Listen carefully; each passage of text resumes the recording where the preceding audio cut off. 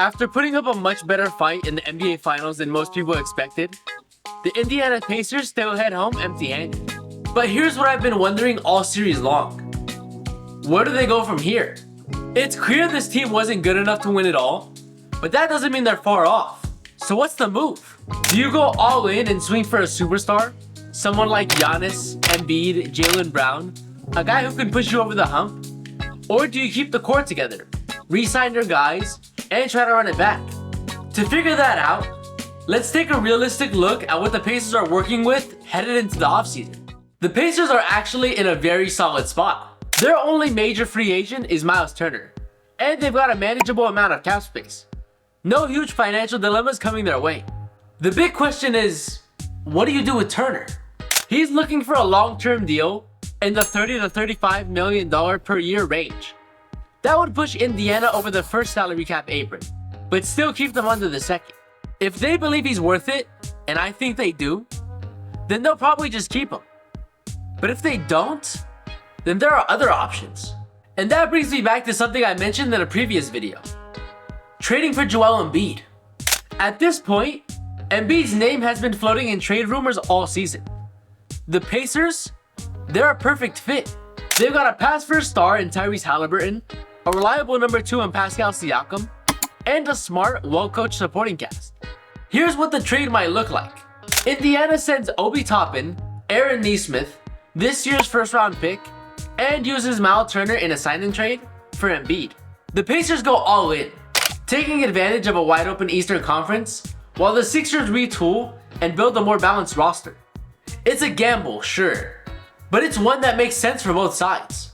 Now, what if this trade doesn't happen? Here's the truth that nobody wants to say out loud. The Pacers may not be as close as they looked. Let's take a closer look at their run in the playoffs. Round 1, they beat the Bucks with a banged-up Damian Lillard.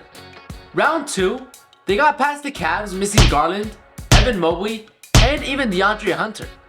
In round 3, they faced the poorly coached Knicks team that somehow waited 2 years too long to fire Tom Thibodeau. Yeah, they made the finals, but are they really a championship caliber team?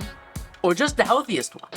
As much as we all love a good underdog story, deep down, you know this team isn't going anywhere without serious upgrades. And look, the roster isn't bad. The players are just getting more credit than they deserve. You know who deserves the most? Rick Carlisle. He's been the real MVP of this playoff run. He outcoached Kenny Atkinson, this year's Coach of the Year.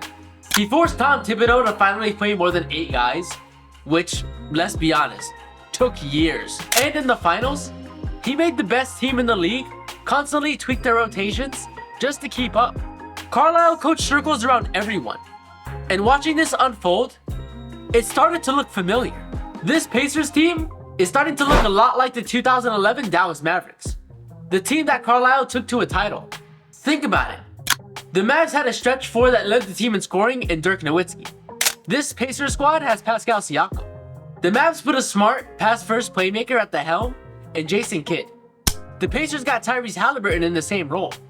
They surrounded scoring with smart, reliable vets, guys who knew their roles.